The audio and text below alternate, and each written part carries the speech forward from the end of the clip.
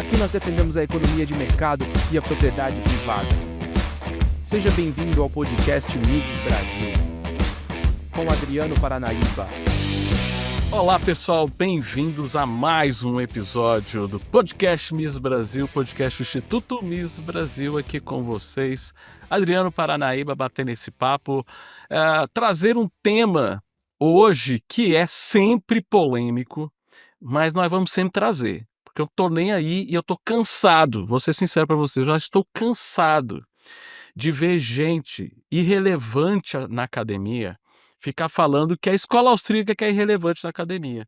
Ah, meu professor de geografia, de história falou que é irrelevante. Claro, velho, ele nem vai nos congressos internacionais, nem sabe o que são journals de alto impacto, e não vê a realidade, na verdade quer negar a realidade. Eu acho que não vê mesmo, porque nem lê inglês, sei lá, esse pessoal aí é fraco, é muito fraco. E a escola austríaca vem cada vez mais, gente, criando mais espaços em cada vez áreas novas, áreas diferentes, discussões cada vez mais pertinentes e influenciadoras.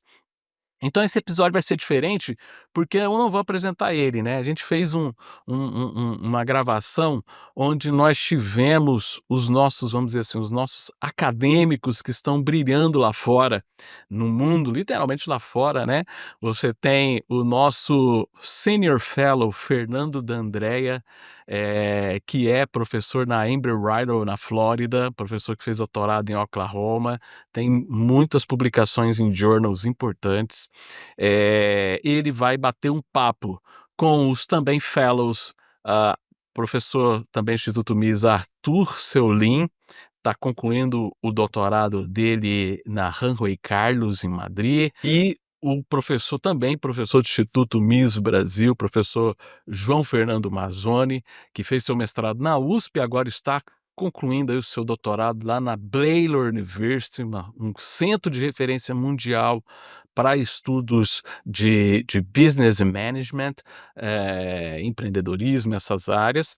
E também, né, vou fazer uma brincadeira aqui, chamar ele de garoto prodígio, né, o também economista que está aí trabalhando cada vez mais aqui, contribuindo cada vez mais no Instituto Mises Brasil, também fazendo seu doutorado lá na Baylor, o Luan Valério. Esse pessoal vai bater um papo falando do prognóstico de como a escola austríaca está atuando na academia, no exterior, principalmente no exterior, porque é onde gera impacto. Você vai publicar em português, só tem 5 países no mundo que falam português. Então, assim, para ter alto impacto, realmente tem que estar publicando em inglês. Então, eles não só vão falar da escola austríaca impactando o mundo, mas das pesquisas deles também, que eles estão desenvolvendo.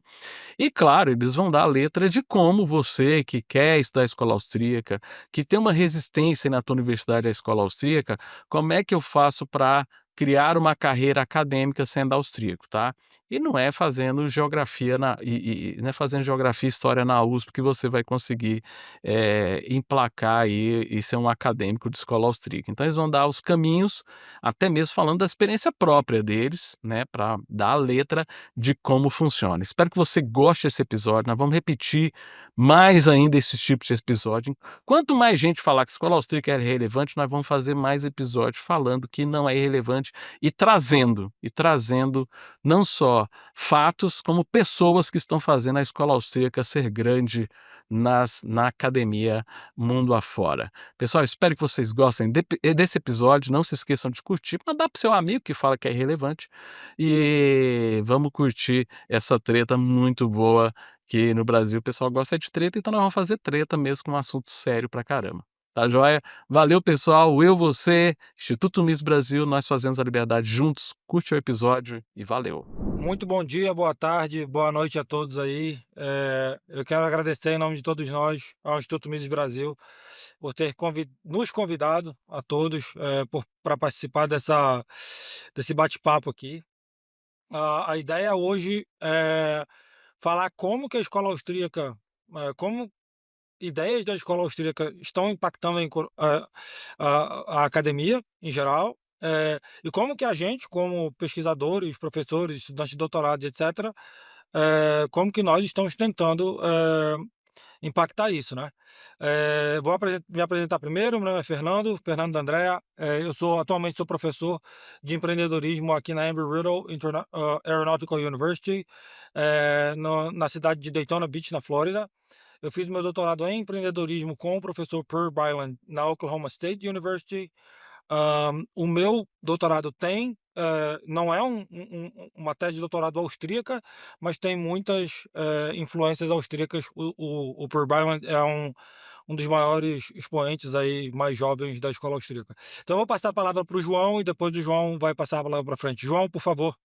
Vamos lá então, primeiro, assim como o Fernando falou, bom dia, boa tarde, boa noite, ótima madrugada para quem nos assiste. Eu sou o João, concluindo agora o terceiro ano do programa de doutorado em empreendedorismo também, só que na Baylor University. Eu sou aluno e orientado pelo professor Peter Klein, um austríaco bastante conhecido. De fato, assim como o Fernando também, eu tô montando terminando de montar, né, o primeiro rascunho da minha tese, que apesar de não ser austríaca de cabo a rabo, naturalmente tem vários insights e vários conteúdos que são austríacos.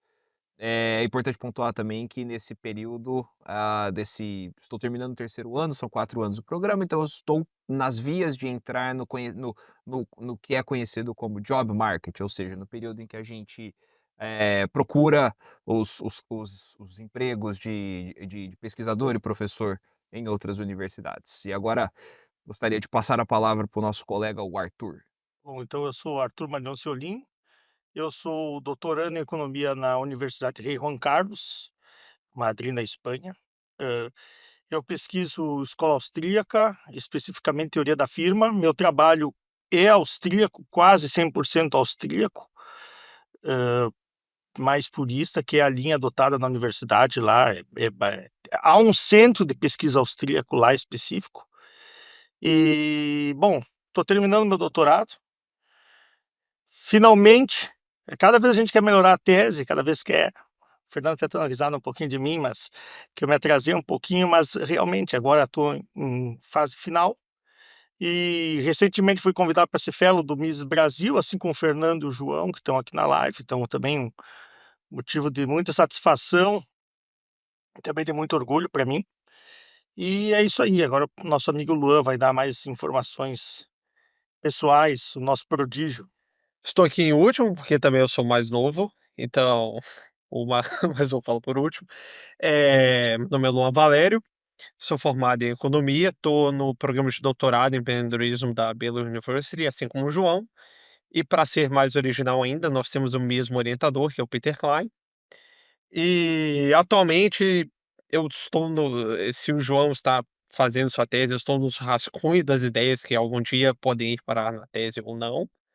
E, no geral, a orientação é escola austríaca de economia, os trabalhos de Mises e Hayek, mas também, e é válido lembrar, existem abordagens afins, como a economia neo-institucional, a economia de escolha pública e abordagens próximas que são conversam com a escola austríaca, que fazem parte da formação intelectual de professores da escola austríaca. O orientador meu do João Peter Klein, ele foi aluno de Oliver Williamson, que foi um dos nobelistas, ganhador pioneiros na economia neo-institucional. Então é importante enfatizar essas conversas acadêmicas e intelectuais que a escola austríaca tem ao longo de sua história. E, no geral, minhas ideias de pesquisa são mais relacionadas à estratégia, empreendedorismo e tomada de decisão sobre incerteza. E eu vou falar mais aqui exatamente como eu estou no começo, a memória ainda é fresca, eu vou falar exatamente sobre o processo de se encontrar no doutorado, se inserir em um programa, como aplicar, como buscar programas que lhe interessam e é isso. Tá, então vamos lá. Eu também queria mencionar alguns outros personagens que, por diversos motivos, não puderam estar aqui, mas que também são expoentes dessa nova onda de austríacos que estão trabalhando na academia no Brasil, né? A gente tem, obviamente, a professora Mariana Piaia, que é professora e agora até está trabalhando no governo de São Paulo, que é economista, dava aula, eu acho que era no Mackenzie até há pouco tempo atrás. A gente tem o professor Fábio Barbieri na USP de Ribeirão. A gente tem o professor Anthony Miller lá na Universidade Federal do Sergipe. E como estudante de doutorado, a gente tem o nosso presidente do Mises Brasil, o Sérgio Álvares, que está estudando o doutorado dele, também está trabalhando no doutorado dele, assim como o Rafael Dalmolin, que está na Texas Tech, e o Luca, que está na Florida Atlantic, certo? Então, a gente tem um grupo bastante grande de pessoas, né, trabalhando com temas austríacos, espalhados aí por vários lugares do mundo. Mas vamos lá, a gente vai tratar de alguns temas, mas eu acho que o tema mais relevante e mais interessante que as pessoas provavelmente estão querendo escutar tá, mas a escola austríaca não é esse monte de maluco aí que só fica discutindo na internet, publicando artigo no Instituto Mises, brigando no Twitter e tal. O que que vocês aí fazendo doutorado estão fazendo, né? Então vamos lá, eu vou falar um pouquinho sobre o que que eu faço. Eu trabalho com incerteza, né? Como que o empreendedor enfrenta a incerteza e por que que ele decide enfrentar a incerteza ou não. Como o João vai falar daqui a pouco, eu já vou dar um furo na fala dele. Se você trabalha com empreendedorismo, não importa o que você queira fazer, numa maneira, sem que você esteja tratando da parte psicológica do empreendedorismo, se você estiver falando da parte de execução do empreendedorismo, você vai, querendo ou não, morrer em algum autor austríaco, porque são os austríacos que teorizam sobre isso, né? Então, eu tenho tentado discutir bastante isso porque quais são as fontes, quais são da onde que surge a incerteza empreendedora e como que o empreendedor decide, o indivíduo decide enfrentar ou não enfrentar essa incerteza. Então esse é um dos lugares que a gente pode tentar trabalhar. João? Pois é, acho que pegando o gancho no que o Fernando falou, é muito interessante essa separação entre falando especificamente do empreendedorismo, né, que é a nossa zona de conforto, a separação entre o micro e o macro, né, o exemplo que o Fernando falou dessa parte psicológica é a questão mais micro, né, a motivação empreendedora e tudo mais. Quando a gente passa para análise macro, que basicamente são incerteza, a questão análise institucional, análise econômica no sentido mais amplo, né, e quando a gente coloca essa perspectiva sobre empreendedorismo em foco, é quase, como o Fernando muito bem pontuou, é quase que inevitável você esbarrar em algum autor que tocou nesse assunto anteriormente e é um autor relacionado com escola austríaca. Esses autores podem e geralmente não necessariamente concordam com tudo com o que um e outro falou, mas inevitavelmente todos eles estão dentro do guarda-chuva tido como escola austríaca de economia. Então talvez isso seja interessante a gente pontuar aqui, até os nossos colegas podem falar posteriormente, que não existe uma escola austríaca, existem várias abordagens dentro desse guarda-chuva chamado escola austríaca, existem diferentes abordagens, e são abordagens que às vezes elas parecem contraditórias, mas elas são muito mais similares do que contraditórias, e elas se complementam. E eu acho que a riqueza delas, acho que foi o Luan que falou isso, se eu não me engano, que é muito importante fazer essa análise que, assim como quase todos os outros campos de conhecimento, é muito importante que haja um diálogo entre diferentes abordagens. Por exemplo, escola austríaca com nova economia institucional, com public choice, que é a teoria da escolha pública, com uma abordagem policêntrica austroniana, por exemplo, são abordagens que se conversam muito bem e que fazem parte de um ferramental teórico, um ferramental analítico, que nos ajuda a explicar vários dos problemas que a gente observa quando a gente olha pela janela diariamente. Então, essas ferramentas estão aqui para nos ajudar. E cabe a nós, enquanto cientistas, apesar de eu não gostar muito bem dessa classificação, cabe a nós, enquanto formadores e criadores de conhecimento, utilizar essas ferramentas que estão ao nosso dispor, certo, Arthur? Sim, uma coisa que eu acho importante falar, do que o João falou, uma coisa muito falou uma coisa essencial, que foi que não há uma escola austríaca. Na verdade, não há o que se diz escola austríaca sempre é uma identificação que nós, pessoas, criamos denominamos um arranjo, mas não existe assim, não, escola austríaca é isto e este é o coração, até porque é um processo de desenvolvimento ao longo do tempo, de construção do conhecimento, né, que vem desde o Menger, mas que vai se concatenando e vai trabalhando com os problemas atuais e presentes em cada sociedade, em cada processo social. Então, por exemplo, o empreendedorismo surgiu como uma pauta muito importante dentro da escola austríaca e fora da escola austríaca também, e é um tema sobre o qual a escola austríaca tem bastante relevância e influência, porque vários dos preceitos teóricos, tem a discussão sobre oportunidades, que também vai ser uma discussão dentro da escola austríaca, né, como vocês sabem, que vem do Kirchner, vai ser importante para a pesquisa. Eu especificamente pesquiso estratégia, né, e a relação entre estratégia e empreendedorismo, a firma nesse processo empresarial. E a escola austríaca tem um corpo teórico muito importante, muito, que pode ajudar muito e pode se tornar ainda mais importante dentro da próprio entendimento do que é a firma, como é o sistema econômico, processo até de comunicação, entender o papel dos consumidores dentro da economia. Então, a escola austríaca ela é um ferramental, assim como tem outras, ela se conecta com outras teorias e tem influência de outras teorias, como, por exemplo, Mises foi influenciado por Nietzsche, ao falar em judgment.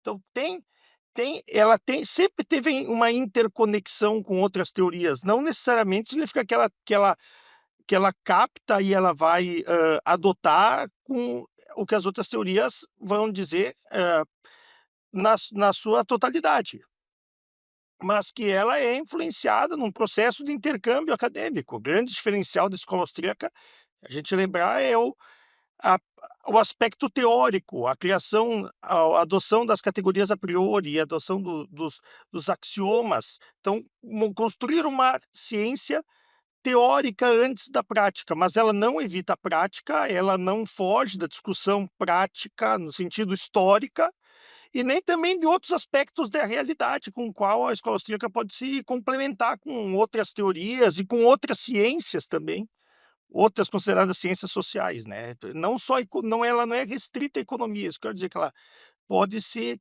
hã, espalhar, se disseminar, pulverizar para outros campos de estudo e objetos de estudo também. Deixa eu interromper o episódio aqui rapidinho, porque assim, que os austríacos oferecem a melhor teoria para compreender a economia, isso aí você já sabe, tá careca de saber quem acompanha aqui o nosso podcast. Mas, por mais didática que seja a teoria austríaca, às vezes tem alguns conceitos que o pessoal se perde, alguns conceitos econômicos aí, que às vezes é difícil, principalmente para quem não tem uma formação na área de economia. Bom, eu tenho uma solução para isso. Conheço o meu curso Economia para Não Economistas. Um curso criado para explicar sem complicação esses conceitos econômicos e tentar explicar esse maldito economês. Então a ideia do curso é você entender de moeda, origem de inflação, forças de mercado, consequências do intervencionismo e um monte de coisa que é importante para o dia a dia. O curso também oferece aulas voltadas para profissionais de outras áreas que demandam muito de economia no seu dia a dia. São 4 aulas especiais para médicos, advogados, pessoal do urbanismo e transportes e mercado financeiro. Acesse agora esse link que aparece aí na descrição do episódio e saiba mais. Economia para Não Economistas, agora de volta ao nosso episódio. E só para complementar, eu teria talvez 2 ou 3 pontos para adicionar.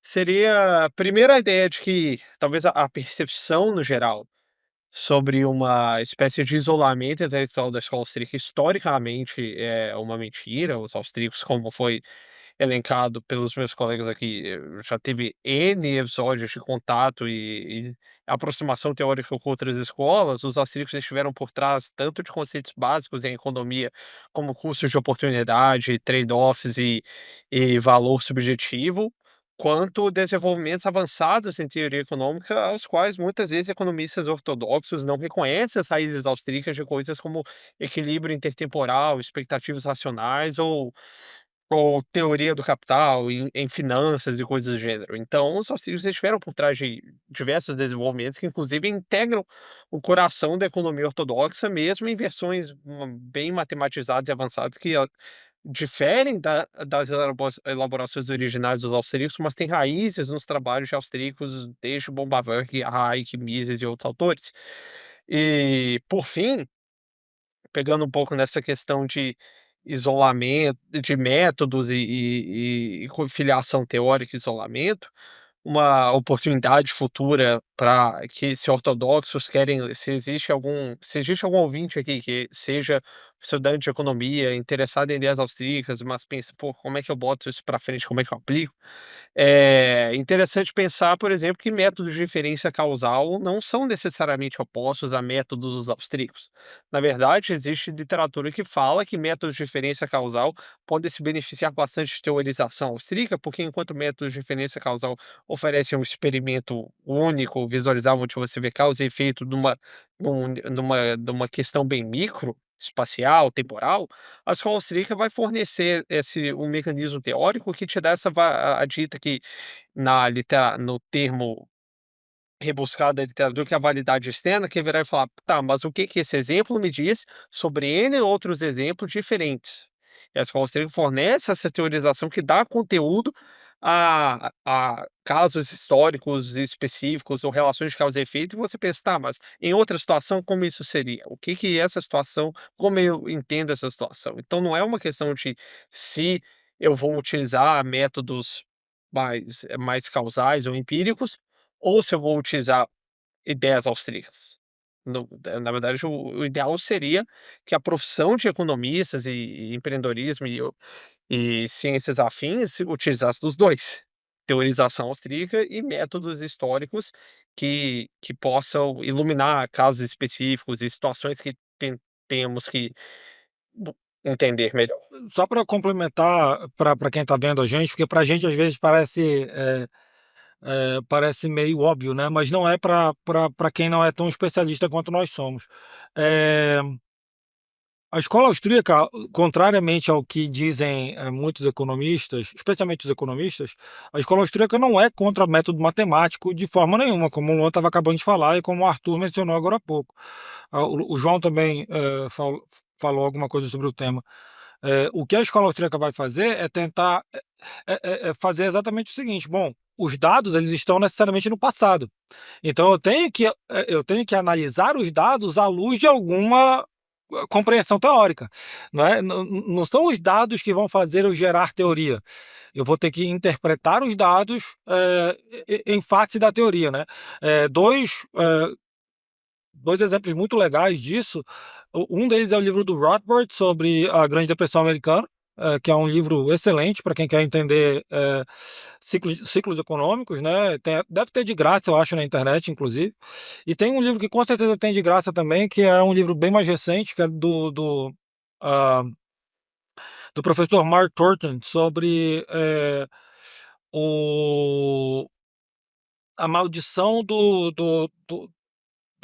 dos prédios muito altos, né? The Skyscraper's Curse.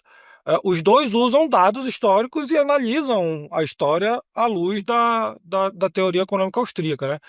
Muito bem, então assim, uma coisa que a gente conversou antes de começar a falar foi sobre possíveis pessoas que estão no lugar que nós estávamos 10 anos atrás, 5. No caso do Luan, 2 anos atrás, né? Porque ele é o nosso pequeno polegar aqui. Não, é o Enfant Terrible, é o nosso. O nosso enfant terrible, exatamente. Uma coisa que eu acho que todos nós queremos nos colocar à disposição, daqueles que estiverem escutando a gente, caso vocês estejam interesse, estou fazendo graduação, tenho interesse de trabalhar com alguma coisa de escola austríaca, no meu TCC, por exemplo, ou no meu mestrado e tal, mas o meu professor não entende muito, não sabe muito como me ajudar. A gente pode ajudar vocês, caso vocês tenham interesse, em diferentes, participando da banca de vocês, sendo co-orientador, esse tipo de coisa assim. A gente está longe, mas a gente consegue fazer esse tipo de coisa. Então, eu queria deixar isso bem claro para todo mundo aqui, que todo mundo aqui é bem aberto com relação a participar dessas coisas. O João, inclusive, participou de uma banca de mestrado ou de graduação, João? Outro dia? Foi mestrado ou graduação? De graduação. Graduação, tá. Mas beleza, então uma pergunta que eu quero fazer para vocês, e aí eu já vou pedir para que vocês façam as conexões com os locais onde isso, ou com pessoas que estejam pesquisando essas coisas, tá? Nós falamos aqui de empreendedorismo e de diversas, de algumas facetas de empreendedorismo, e falamos também de economia. Então, algumas áreas que a escola austríaca está trabalhando, tá? Desenvolvimento econômico, por exemplo, tá? O nosso colega Rafael Dalmolin, que está lá na Texas Tech University, ele acabou de terminar o segundo ano dele, salvo engano, se eu estiver errado, me corrija.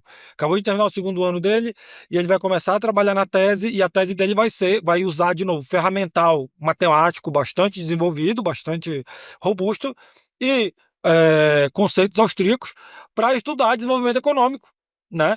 Então, desenvolvimento econômico é uma coisa, de novo, além do que eu falei de empreendedorismo anteriormente. Eu estou trabalhando com inovação também, além de incerteza. O que que é inovação? Como é que você deve entender inovação? Né?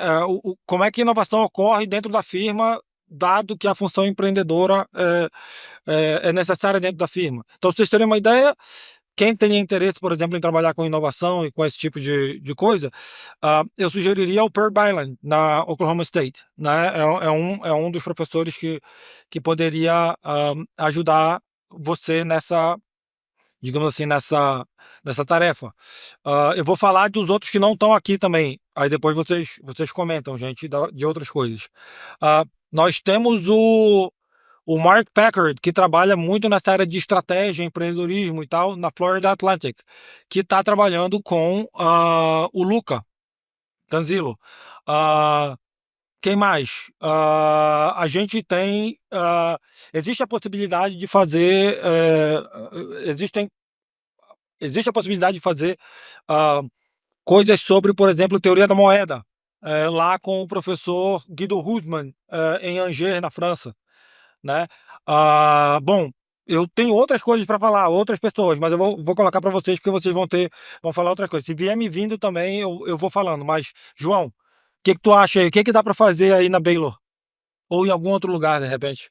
Não só aqui, né, eu acho que mais recentemente o Luan veio justamente por causa dessa proximidade com o e acho que uma coisa que é interessante falar também, antes de falar dos lugares, é que um professor que é bastante conhecido pela inferência causal, que é um professor aqui da Baylor também, o Scott Cunningham, muita gente deve conhecer ele pelos métodos estatísticos, pela questão dos diff-in-diffs da vida. Uma coisa que nem todo mundo sabe é que ele não é a graduação dele não é em economia, e o que fez ele gostar de economia foi ação humana, foi ler Mises.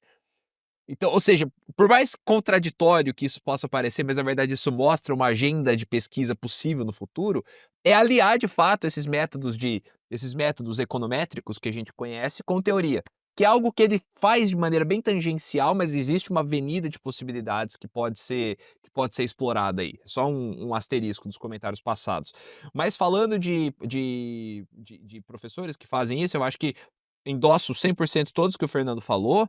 A gente tem também, ainda na área de empreendedorismo, eu recomendaria bastante o departamento de empreendedorismo da Universidade de Syracuse, no estado de Nova York, que nós temos a professora Maria Minichi, que já é uma veterana da área, que faz desde sempre, ela faz pesquisas sobre empreendedorismo, tocando em assuntos sobre escola austríaca. O Roger também, que está lá, eu não sei se está no departamento de empreendedorismo, mas ele fala sobre empreendedorismo, escola austríaca e uma perspectiva bastante forte de economia evolucionária. O David Lucas está lá também, que ele é um pouco mais novo, mas ele também faz pesquisa de alta qualidade. Aliás, eu gosto muito dele porque esses tempos atrás ele fez uma revisão bibliométrica sobre a importância da escola austríaca na pesquisa de management e de empreendedorismo. É um capítulo de livro, mas é uma pesquisa bem interessante, bem útil para quem quiser se interessar mais sobre o assunto. Eu acho que a própria George Mason também, apesar da George Mason ser mais focada em economia, não tem outras ciências sociais que não sejam economia, mas a George Mason é um dos tidos principais centros em tudo que envolve escola austríaca, e essa abordagem mais, como o professor Peter Bitt, que chama de mainline economics, né? Então, Nova economia institucional, public choice, os Ostroms que eu mencionei no meu primeiro comentário. Deixa eu adicionar uma coisa aqui que é da George Mason, já te dou a palavra de novo. Tem um cara lá chamado Chris Coyne, que trabalha com diferentes. Ele usa muito a escola austríaca, mas usa muitas outras coisas para entender, por exemplo, problemas relacionados à guerra ou a crime e tal. Muito legal também. Isso, Chris Coyne, que foi ele é ex-aluno do Bethke. Mais recentemente eu estive em contato com algumas pessoas que eu não conhecia, mas que são muito próximas a esse tipo de contato, que é o pessoal lá da West Virginia, da West Virginia University também, e é interessante porque eles não têm uma abordagem eles têm uma abordagem teórica, mas eles fazem uma abordagem empírica bastante forte também a respeito, usando preceitos de escola austríaca. Eles têm um centro de licensing lá, né, licenças. No Brasil a gente precisa de licença para quase tudo. Você é barbeiro, eu preciso de licença. Você é manicure, eu preciso de licença, sei lá. E eles têm um centro que eles são focados nesses tipos de licenças e até, basicamente as análises que eles fazem, que são análises de políticas públicas, né, até que ponto você ter uma licença ajuda e até que ponto você ter uma licença atrapalha o desenvolvimento de um determinado ofício, de uma determinada atividade econômica. Isso eu acho bastante relevante. E mais recentemente, talvez eu coloque também aqui não muito longe de onde a gente fala, lá na Texas El Paso, com o professor Kachanowski, que eles estão criando, na verdade, eu acho que ele já criou um centro de Já está criado, um centro de free enterprise, alguma coisa assim. Isso, exatamente, exatamente. Tem até o João, o JP, o João Pedro tá trabalhando com ele, não sei se eu acho que o João Pedro ainda tá na Texas Tech, mas ele tá colaborando, acabei de ver agora há pouco no LinkedIn que eles estão fazendo, eh, basicamente índices de liberdade econômica. A gente tem o índice de liberdade econômica no Brasil, mas eles estão expandindo essa abordagem de análises de índice de liberdade econômica para outros países, eles estão fazendo para a América Latina como um todo. Ou seja, todos esses centros eles são muito, amistosos às ideias isso, exatamente, abertos e amistosos a essas ideias que nós, em geral, gostamos e defendemos. Uma outra coisa, um outro aspecto importante, um outro que é importante a gente citar não só as universidades, mas também a redes de institutos que promovem as ideias da escola austríaca e incentivam e ajudam os alunos a se desenvolver, e que também são oportunidades de qualificação pessoal e também trabalho, pesquisa, né, porque a escola austríaca também é muito usada para análise de policy, de políticas públicas. Nós do Brasil somos menos acostumados a isso, porque no Brasil não existe política pública que é avaliada, né, a gente sabe isso, que não tem avaliação nenhuma. Felizmente a gente é numa situação, parece pré-científica, mas enfim. Só que para se analisar um fato público, uma determinada intervenção, uma determinada regulação, o surgimento de um determinado fenômeno, nós não estamos falando só aqui em analisar a ação do Estado, mas o surgimento de um determinado fenômeno, dentro da economia se precisa de uma teoria prévia. E que é o grande diferencial da escola austríaca. A escola austríaca é a única que se posiciona como: vamos desenvolver uma teoria prévia que vai servir de embasamento para a gente analisar os fenômenos. E até mesmo vai servir para se fazer um encadeamento ao longo do tempo com o surgimento de novos fatos e com a própria ramificação da própria ciência, do despertar da ciência e vamos dizer assim, do Big Bang intelectual que o mundo vive. Porque a partir do axioma da ação humana, você vai concatenando, né, essa ciência e criando leis de diferentes graus, de diferentes níveis. Então a escola austríaca, ela tem muito a ser desenvolvida, mas ela também tem um papel importante nesse aspecto de análise de policy. Ela pode ser muito empregada para isso. Então ela não é só uma discussão teórica, meia dúzia de malucões da internet que criam um blog e criam uma teoria da conspiração sobre algum outro fato e mostram. Não, ela é uma escola de pensamento econômico, acadêmico, ela tem rigor intelectual e ela é aceita em diversos institutos, universidades, como vocês disseram. Eu até gostaria de complementar um pouquinho citando alguns do mundo latino, vamos dizer assim, Claro, a Universidade Rei Juan Carlos, que eu estudo na Espanha, com o professor Jesus Huerta de Soto. Mas além do professor Huerta de Soto também, a gente tem outras universidades na própria Espanha, por exemplo, na Galícia, o professor Miguel Ancho Bastos criou um centro de pesquisa através do Instituto Joan de Lugo bastante importante. Tem outras universidades, a própria Francisco Marroquim, a ESIAD em Buenos Aires. Eu tive o prazer de ir para o Chile há pouco tempo e visitar a Universidade del Desarrollo, que é uma universidade chilena que tem bastante suporte para pesquisadores austríacos e também programa de pós-doutorado, pesquisa, pesquisadores convidados. Então a escola austríaca também é um mecanismo é uma porta de entrada para um mundo de crescimento intelectual que os pesquisadores ou jovens pesquisadores podem ter. Então, que a gente no Brasil também é um pouco, também eu vou fazer uma outra crítica, mas no Brasil a gente é um pouco está um pouco afastado dessa realidade, porque a gente não convive com essa série de institutos dando apoio para os pesquisadores, é muito estatocêntrica, ligada ao governo, a esses programas como o CAPES. A gente, às vezes, até muita gente nem imagina isso. "Pá, pois é, vou estudar escola austríaca, eu estou estudando algo que não é mainstream no Brasil, então vou ter dificuldade". Não, espera aí, é uma porta de entrada para um mundo muito mais diverso de pesquisa em diferentes institutos, universidades, é uma criação de um network muito grande. Então, a escola austríaca ela para quem, para os jovens que têm interesse, que até o Fernando estava falando antes de da gente ajudar, não só nas bancas e nas orientações, mas também em dar suporte para esses jovens pesquisadores. Eu já estou numa fase meio complicada da minha vida, que eu estou chamando os outros de jovens, mas enfim, esses jovens pesquisadores iniciantes para que eles possam. Temos um representante aqui. Temos o Luan aí, o Luan ainda é o único, né.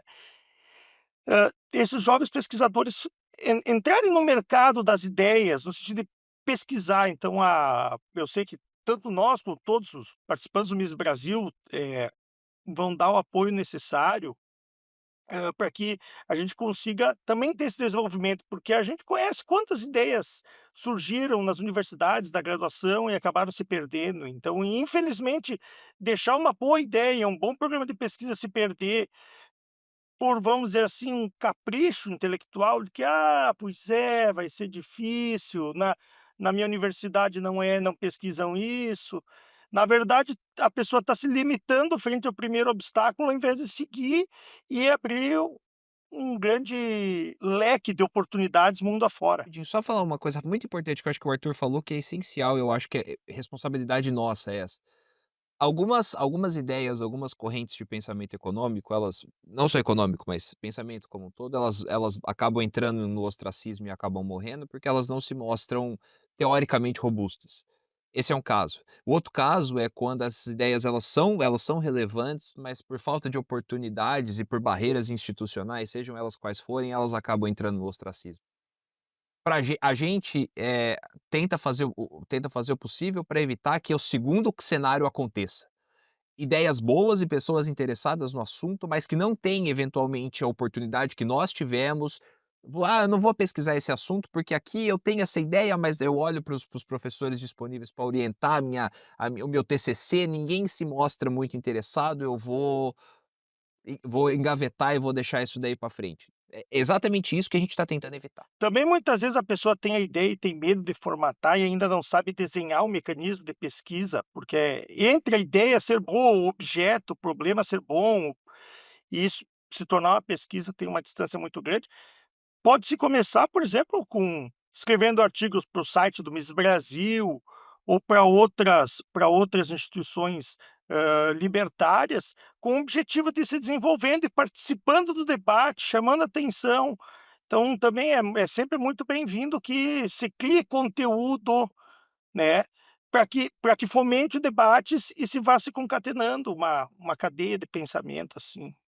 Acho que os jovens têm que começar e não tem que ter vergonha de começar aos poucos. E só para adicionar mais um pouco, em nível geral, quando eu estava nesse processo de escolha, eu vou falar mais sobre daqui a pouco, mas quando eu estava nesse processo de escolher, onde que eu vou fazer doutorado, onde que eu vou estudar, Eu mapeei várias instituições e nisso eu descobri como não é meramente uma questão, é uma questão de ignorância quando alguém chega e fala: "Não, a escola austríaca só tá na internet, não tem pesquisador, não é séria, não tem enfim, larga essa baboseira".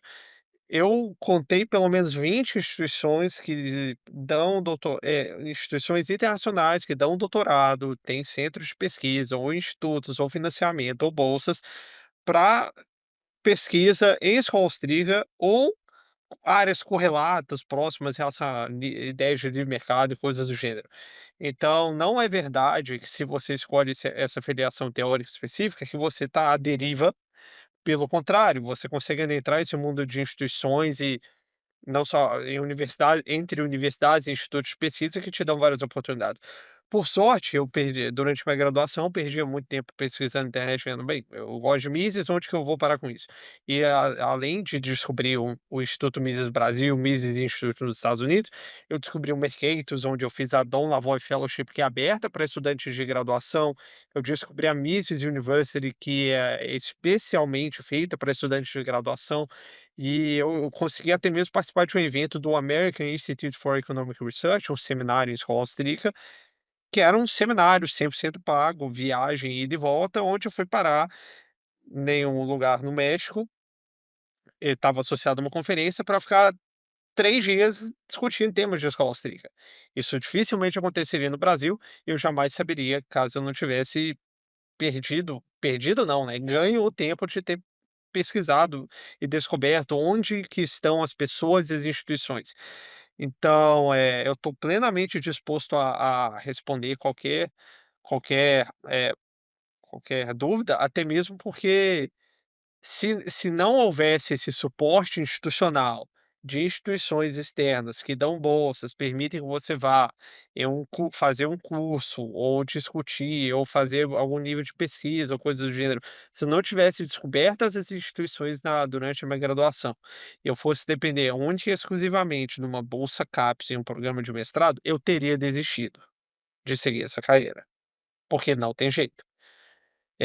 Eu não poderia contar com bolsas infinitos dos meus pais, então ter esse suporte institucional, onde você pesquisar essas ideias é visto como um emprego e um trabalho, que é essa grande diferença entre pós-graduação dentro e fora do Brasil, é realmente esse tratamento, essa profissionalização da pós-graduação que você vê em países como Estados Unidos e na Europa também, que faz muita diferença, e é exatamente nessas áreas internacionais que você encontra as melhores oportunidades em escola austríaca. Mas não precisa ser também, lá na UFPR e na FEA-RP você consegue fazer mestrado, até mesmo doutorado, no caso da UFPR, pesquisando temas austríacos com professores como Eduardo Angeli ou o próprio professor Barbieri, associado ao IMB. Deixa eu complementar uma coisa que o Luan falou, que aí a gente já vai entrar para a finaleira aqui da nossa conversa. Uma coisa que é muito diferente, e é bom a gente deixar claro aqui, entre o Brasil e os Estados Unidos, e o Brasil fora do Brasil, né? É que você não precisa. Não, na Europa tem lugares que estão diferentes, mas nos Estados Unidos você não precisa ter mestrado para entrar num programa de doutorado. Então, terminou a graduação, você pode entrar no doutorado. Na Europa pode ser um pouco diferente, dependendo da instituição. Mas vamos lá. Então, olha só. A gente mencionou aqui algumas universidades, tá? Então, tem a Texas Tech, que tem um doutorado em economia. Tem a Rei Juan Carlos, que tem um doutorado em economia, e eu vou até arriscar dizer, é mais ciências sociais, até em ciências sociais de uma maneira um pouco maior, né? Tem coisa de sociologia, tem coisa de política e tudo mais. Lá na Espanha. Tem a própria George Mason, que também tem um programa de PPE, que eles chamam, né? Philosophy, Politics and Economics. Então você tem coisa de filosofia, tem coisa de economia, tem coisa de política. Você tem a West Virginia, que tem coisa de economia. Você tem a Oklahoma State, que tem coisas de empreendedorismo. A FAO, a Florida Atlantic, tem coisas de business. Então, e outras duas que eu queria falar, outras três que eu queria falar. A Angers, na França, que trabalha mais com, como é que eu posso dizer assim, com desenvolvimento conceitual puro na escola austríaca. Então, para vocês terem uma ideia, um grande exemplo de um trabalho que saiu de Angers é a ética da produção de dinheiro do professor Guido Husman, né? Então ele é um cara que orienta pessoas para pensar teoricamente e executar coisas baseadas em escola austríaca. Um dos ex-alunos dele, o Matt McCaffrey, está em Manchester agora. Tem um programa de doutorado em Manchester agora, que ele estava recrutando alunos há pouco tempo atrás. Recentemente, eu e o Arthur ficamos sabendo de um programa de filosofia na Polônia. Então, se você quer estudar filosofia à luz do pensamento liberal, à luz do pensamento austríaco, tem lugar para você estudar. E tudo isso, gente, é com bolsa. Tá? A grande maioria desses lugares é com bolsa. Você vai para lá trabalhar, que nem estava dizendo o Luan. Então não é que você vai assim, eu vou e lá Deus proverá. Não é Deus proverá, mas não é exatamente assim. Tá? Então, assim, isso é uma coisa interessante para vocês saberem. Existem possibilidades. Tá? As possibilidades estão aí e elas existem. Que mais que a gente tem que falar? Eu esqueci. Eu acho que o Luan falou disso rapidamente, eu acho que é importante enfatizar, vai bem, na linha do que você falou, Fernando, dessas oportunidades que não são oportunidades que vão te dar um diploma necessariamente, mas muitas vezes acabam sendo a porta de entrada para algo, mas elas vão abrir as portas, como por exemplo, eu falo pela minha experiência pessoal, por exemplo, o Dom Lavoie, que o Luan mencionou anteriormente, foi o primeiro programa do Mercator Center, que também Deixa eu abrir um parêntese aqui. Tem o Mercator. Explica o que é o Mercator e explica o que é o IHS, por favor. basicamente são 2 centros, de pesquisa e de estudo vinculados à George Mason University, que eles têm abordagens específicas sobre determinados temas. O IHS trata de assuntos mais relacionados ao liberalismo como um todo, de maneira mais ampla e multidisciplinar, e o Mercator Center, ele é mais voltado para o que o Fernando mencionou anteriormente, o PPE, né, o Philosophy, Politics and Economics. Então o foco deles são em trabalhos, na produção de conteúdo, né, que gira que está dentro dessa intersecção entre philosophy, politics e economics. Naturalmente, eles usam uma abordagem teórica muito parecida com o que a gente falou aqui, então, escola austríaca, public choice, todos os outros tópicos que a gente mencionou.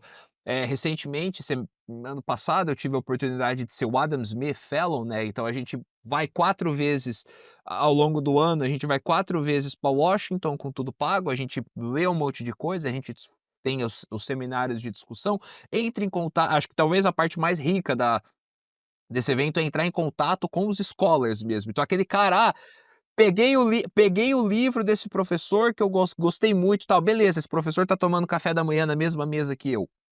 Poxa vida, isso é realmente muito interessante. Esses eventos são muito interessantes, tanto os do IHS, por exemplo, quinta-feira, depois de amanhã, eu tô indo para Charlotte, também para um evento da Carolina do Norte, para participar de um evento, de um fellowship do Institute for Humane Studies. Ou seja, essas conexões, essas relações, elas vão continuando, mesmo depois que você eventualmente é aceito no programa de doutorado, por exemplo.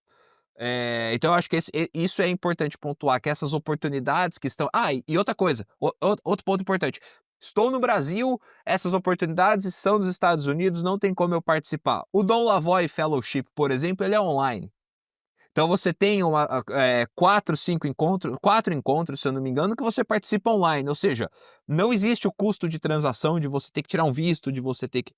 pago, exatamente. Ele é pago. Eles te pagam. Exatamente. Eles te pagam. Não é você que paga. Não é que tu paga. Exato. Você participa das atividades. Te pagam para estudar a escola austríaca. Você recebe todo o material que você vai precisar, tanto impresso quanto as cópias de PDF digital, e depois você entra na rede de contatos dele, na rede de network da plataforma, e o melhor de tudo, você ainda recebe dinheiro para fazer isso. Ou seja, é justamente para reduzir essas barreiras, né, esses custos de transação.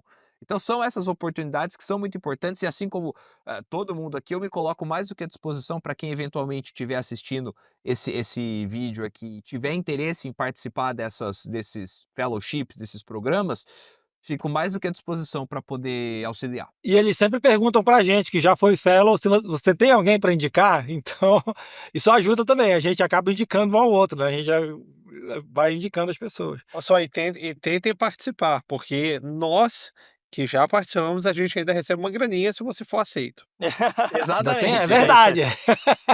Tem esse detalhe, é É verdade. verdade. Eu acho que tem uma coisa assim importante também nessas conferências, assim, que é participar de outros tipos de conferências, não só as de formação, né?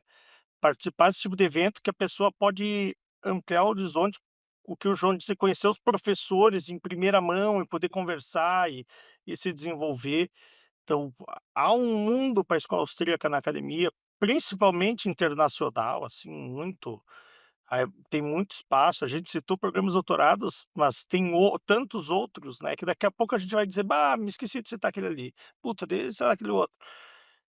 Então é que a gente tem um pouco a gente quer também tentaram botar na escola austríaca esse estigma de ser uma escola, assim, como se fossem uns malucões da internet, em seus blogs e comunidades do Orkut, atacando assim, mas não, tem participação na academia, né, e tem participação no processo acadêmico. Tanto uma coisa que antes eu ia citar e me esqueci, que é, por exemplo, tratam, o Murray Rothbard, era um revisionista. Quem lê o artigo dele da Wikipédia, se for, vão dizer assim: "Não, revisionista histórico". Ele publicou nos journals acadêmicos de economia mais conhecidos, American Economic Review, ele publicou. Então ele publicou em vários que são nível JCR dos tops. Então não é que a escola austríaca é simplesmente tratada como, sei lá, como se fossem os leprosos da ciência econômica. Então não existe isso, sabe? Isso é uma peixe que querem colocar, que é uma brasileiro, porque foge do discurso oficialista de valorizar tudo que o Estado faz e que tudo esse intervencionismo estatal brasileiro, como se fosse tratado como um deus. Então, por ser contra isso, a escola austríaca é infelizmente muito atacada indevidamente. Posso falar só mais uma coisinha? Eh, em relação a esse processo, como foi uma mudança bem recente da graduação para o início do doutorado para mim, primeiro, estou disposto a falar com qualquer pessoa sobre temas de TCC, como aplicar, como contatar professores, afinal, não, mas o professor não me conhece, como eu posso chamar, como eu entro no programa de doutorado. Eu passei por estudo recentemente, ano passado, 2024, então posso ajudar qualquer um. E, por fim, que vale a pena e que, na verdade, essa é uma carreira que tem muitos benefícios. Eu já conversei com vários professores austríacos, já conversei com o professor o Per Ballard, ele me disse: "Eu ainda não acredito que eu sou pago para fazer isso", porque realmente é uma carreira meio pode ser mais ou menos surreal, porque você fica pensando, você junta paixão com trabalho e ainda assim os 2 se retroalimentam ao invés de se cancelarem. Então pode ser algo muito interessante. E não é um isolamento acadêmico. Professores como Nikolai Foss têm mais de 60.000 citações. Peter Kahn tem mais de 20.000. Peter Beck tem mais de 20.000. Para quem não tem ideia, 60.000 citações é citação demais, meu amigo.